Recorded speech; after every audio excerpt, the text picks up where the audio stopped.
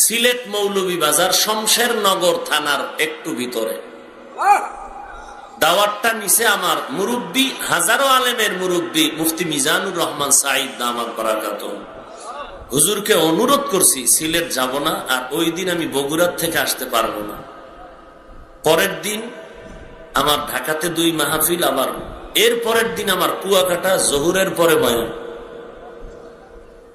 হুজুর অনেক অনুরোধ করলেন, মুরব্বীর কথা মান্য জীবনে বড় হয়েছি, এলেম আলমল নাই, তো হুজুরের কথায় মানলাম। হুজুরে কার কথায় দাওয়াত নেয়? হের এক ছাত্র মৌলভীবাজারের, মাওলানা খোবায়েব না। আমি জানি হেলিকপ্টারের ভেজাল হয়, হয়তো ওয়েদারের কারণে দেরি করবে, না হয় কমিটির কারণে টাকা ঠিক মতো দেয় না, আসবে না। আর হেলিকপ্টারের ডেট নিতে চাই না, নিতে গেল আমরা নাম্বার দিয়ে কই তোমরা যোগাযোগ কইরা টাকা পয়সা যা চায় আগে আগে ওখানে যাও। হেলিকপ্টার আইসা আমারে যেই টাইম দিবে বয়ানের, আমি ওই টাইম বয়ান করব। আমি সারাদিন রোজা, জাম, ঘুম নেই, মাথা ঘুরতেছে। হেলিকপ্টার আমাকে বাসার সামনে মাঠের থেকে নেয়, ও অন্য কোম্পানি একটা বিসিএল, ওরা বলতেছে আমাকে নিতে হইলে আমার যাইতে হবে আর এক জায়গায়, আমার বাসার মাঠে আসবে না। আমি বললাম আমি যাব না। শেষ পর্যন্ত তারা কোম্পানি কমিটির লগে মিজান সাহেব হুজুরে গেছে এয়ারপোর্ট প্রায় 1টার আগে। সেখানে গিয়া কথাবার্তা বইলে বলছে হ্যাঁ আসবে, ঠিক আছে আসুক। আসবে 3টার আগে, আসতে আসতে বাজাইছে 3:30।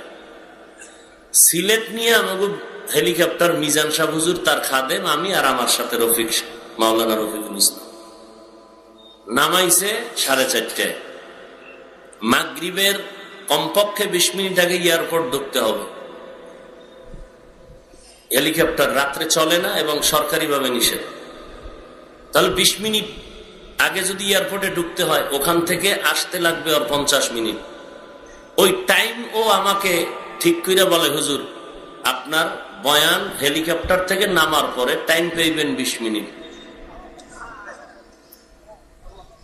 অর্থাৎ 4:30টায় নামছি, 50-এ আমি উঠে চলে যাব। তো হুজুরের সব ডেট নেছে, আমি কমিটির চিনিও না কিছু না। হুজুরের ছাত্র সাথে আছে, ওই সিলেটের অনেক লোক আছে, ওই বাতিল দল মডেল ইসলামের কিছু ধান্দাবাজও দেখে ঘুরতেছে, দেখলে চিনা যায় না। একজনে তেঁতুল খায়, কয় কেমন লাগে, কয় ঠোঁটের মিসকলে বুঝো না। ওই যে মডেল ইসলামের ধান্দাবাজ গুলো দেখি এডিও এডির লগে আছে। নাই না গাড়িতে উঠছি, মাহফিল কই, কয় সামনে। সামনে সামনে করতে করতে 37 মিনিট লাগাইছে স্টেজ পর্যন্ত আনতে। এবার বুঝেন, প্রায় 20 কিলোমিটার দূরে হেলিকপ্টার নামাইছে। এখন তো 37 মিনিট যদি 4:30 থেকে আসে, আমি 5টার 2-3 মিনিট হইছে এই সময় স্টেজে। হেলিকপ্টার ওঠার টাইম দিছে 4:50-এ, আমার টাইম স্টেজে বইছি 5টা 3 মিনিট। এখন হেলিকপ্টার অফিসে কমিটির লোকেরা বললাম, আপনারা যোগাযোগ করে বলেন যে এখানে তো মাঠের পাশে বিশাল মাঠ আছে, প্যান্ডেলের পাশে, এখানে আসুন। তাহলে আমি এখান থেকে যদি উঠে যাই, তাহলে 10 মিনিট হইলেও তো সময় পাই। দ্বিতীয়, হেলিকপ্টার নামে প্যান্ডেলের আধা কিলো দূরে আসতে লাগে 5 মিনিট। আপনারা আমাকে টাইম নষ্ট করলেন 37 মিনিট। এটা যদি কাছে নামাইতেন তো এত টাইম তো যাইতো না। আজকে আমি বয়ান করব না, আপনাদের পায়ে ধরে মাপ চাইলাম। আমি ডেট আমি নেই না, আমার মুরব্বী নিছে। আগামী বছর আমি ওয়াদা দিলাম আপনাদেরকে, হেলিকপ্টার ছাড়া রাত্রে আইসা দীর্ঘ টাইম বয়ান শুনব। এই বইলাম মাপটাপ চাইয়া মোটামুটি 7 মিনিট। আমরা জানি হেলিকপ্টার আসবে প্যান্ডেলের পাশেই, কারণ মাগরিবের আগে পৌঁছতে হবে। আমার আবার এসার পরে বাড্ডা মাহফিল ঢাকা। মিজান সাহেব হুজুরকে বললাম, হুজুর আপনি মোনাজাত দেন, কেন আপনি দেন, আমি কিনা আপনি দেন। তো হুজুরে মোনাজাত দিল সংক্ষেপে।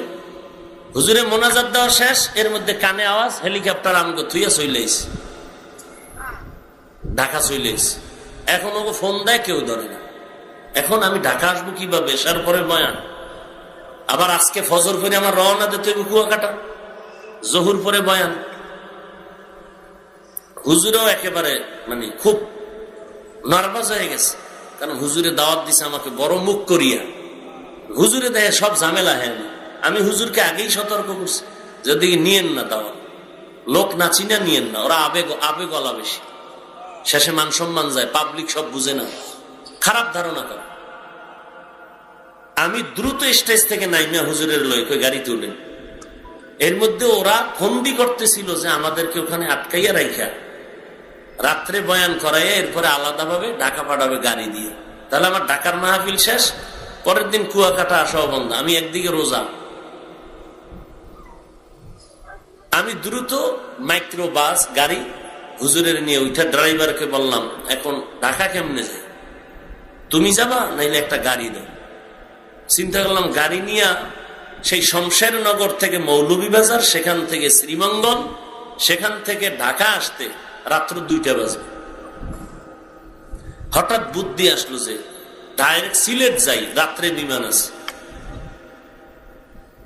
8:20 বিমান নিউজ বাংলা, 9:20 নভোয়ার, 10টার পরে আছে বাংলাদেশ বিমান। তবে 9টারটাও যদি ধরতে পারি তাহলে আমি ঢাকা গিয়ে বয়ান করতে পারবো। এখন টিকিট কেমনে পাই?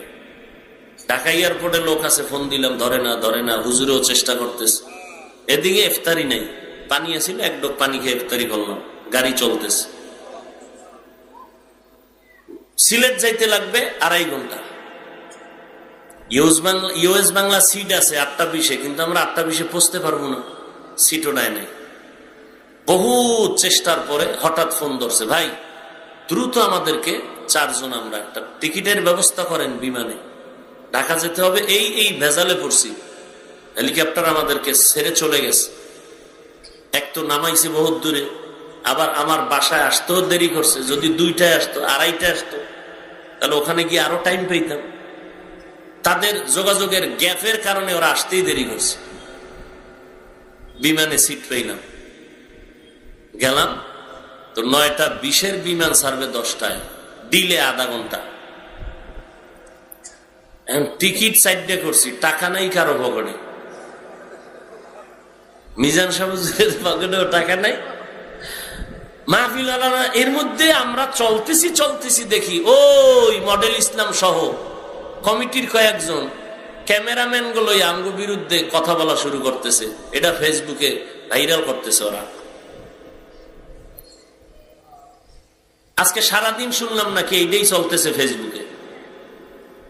আমি তো চ্যালেঞ্জ দিলাম, যত ফেসবুক আলারা আমার বিরুদ্ধে লেখালেখি করে খুঁজেন, ওদের আইডি তালাশ করেন, ভালো করে খুঁজে দেখবেন এগুলো সব হলো যারা ইসলামের ব্যানারওয়ালা বাতিল দলের সদস্য। খুঁজেন ভালো করে।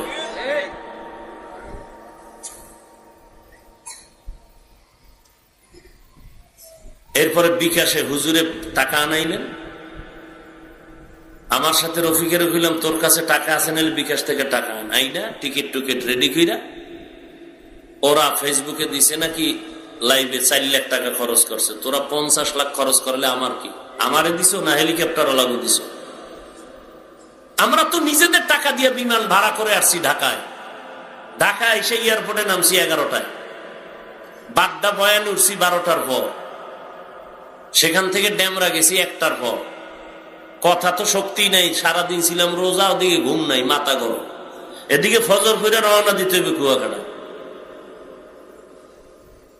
এই হলো আমার জীবনের হালাত। কি ওয়াজ করব আর কি ওয়াজ শুনবেন? বয়ানের পরে রাস্তায় গিয়া গালি দিবেন, তো এই বয়ান শুনে কি লাভ হবে বলেন?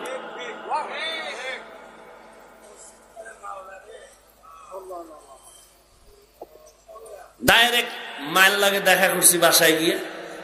একটু আগে আমাকে মহিপুর থানার ওসি ফোন দিল, আসলেন একটু দেখা করুন, পারলাম না। আমি আমার মায়ের সাথে শুধু একটু দেখা করছি আর 2 ভাত খাইছি, খাইয়া দ্রুত ওখানে বয়ান আসছে। এখন বরগুনা পৌরসভা মাঠে বিশাল আয়োজন, হ্যাঁ বয়ান দৌড়াইতে হবে। কালকে জহুর পরে বয়ান বরিশাল, মাগরিবের পরে নলসিটি, এশার পরে বরিশাল সদর করে আবার ঢাকা। তো যাই হোক, এই কথাগুলো বললাম এই জন্য যে কত সেভ হইয়া চলতে চাই আল্লাহর মোহাব্বত নিয়ে। কি যে এক অবস্থা যে আজকে বেঈমানেরা আমাদের বিরোধিতা করবে, মুসলমান সমাধান করবে, আর মুসলমান দাবি করে আমাদের চরম বিরোধিতা করে, পারে না আমাদেরকে মাঠ থেকে দূরে সরায় দেয়। এটা রসুলের আদর্শ। রসুল তো দিনের বেলা বুঝাইতেন, রাতের বেলা তাহাজ্জুদ করে দোয়া করতেন হেদায়েতের। তুমি আমারে কয়দিন বুঝাইছো আর কয়দিন হেদায়েতের দোয়া করছো রাতে তাহাজ্জুদ করে। যাই হোক, আপনাদের এখানে এসে খুব ভালো লাগলো। তো আমার এলাকা বলতে গেলে কথা ঠিক না? আর আমার এলাকার মানুষ হিসাবে একটু আমার কোনো সমস্যা থাকলে জানানো, এটা আমার নৈতিক দায়িত্ব। অন্তত আমার এলাকার মানুষ যেন কোনো মুনাফিকের ধোকায় না পড়ে। আল্লাহ আমাকেও হেদায়েত দান করেন, আপনাদেরকেও হেদায়েত দান করেন। যারা আমাদেরকে না বুঝিয়া সুযোগ সন্ধানী তিলকে তাল বানায়, উম্মতের মাঝে আমাদের ওলামায়ে কেরামের ইজ্জতকে একটু দুর্বল করতে চায়, আল্লাহ তাদেরকেও হেদায়েত দান করেন।